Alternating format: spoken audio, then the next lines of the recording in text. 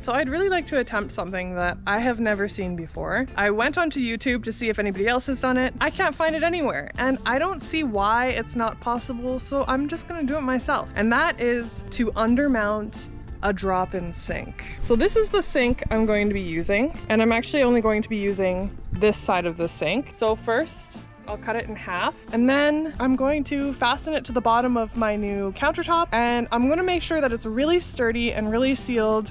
And like I said, I don't know why it's not possible. I don't know why there are no other videos of that. So let's see how this goes.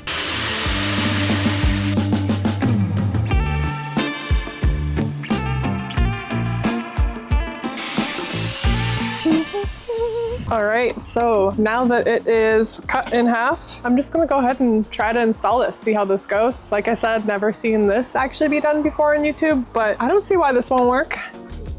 So, moment of truth, I guess. I've drilled 4 holes in the corners, and the whole idea is that I'll just get it under here. There we go. Seat it into this area. There we go. Screw it in and then use some adhesive. So, I mean, that looks nice, I think. Yeah, let's do it. Good. So because this was a double sink, there's this ridge right here that will not have connection to the countertop. So once I install it, I'll add some black caulking there so that it looks a little bit more inconspicuous and then fills that gap. All right. All right, so now easy does it. I don't want to get this goop all over the place.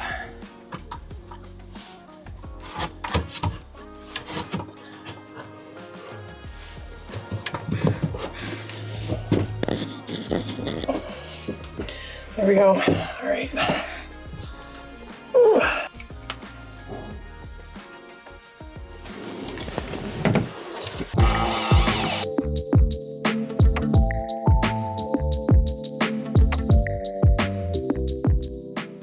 Probably. Whew. All right. So, I mean, so far looks good, I think. If you take a look at the gooping on the sides, it shows that it's nicely sealed. So I'm gonna clean that up. Let's do that.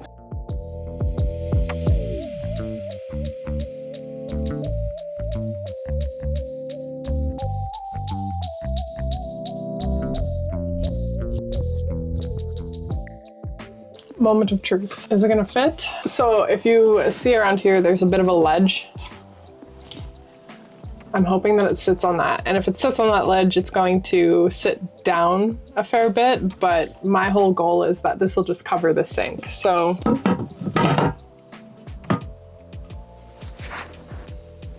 it's not perfect. It's all right. It does sit down into that ridge, but then it's sturdy there. I wonder if there's some way I can remedy that, or just be happy with it and leave it like that. It's probably okay. Like you can chop some veggies on there if you needed to, but it's not perfect. I mean, it fits. It doesn't sink into the sink, but it's not perfect. I think though, for what I want, it's okay. I might try to mess around with it later and make it sit more fleshly, but it's sturdy. It's really resting on the ledge of the sink, so I'm okay with that. Let me show you. It just rests along this edge here.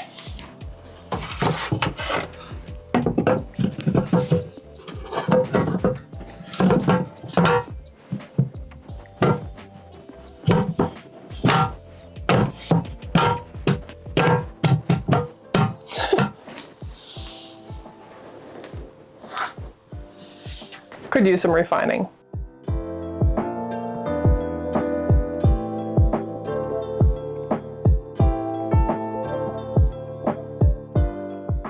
Not too shabby. So now I have to figure out how to plumb a sink, but it's gonna be a pretty simple job, I think, because it is just running some pipe directly downwards into that hole, and I'll expand that hole a little bit.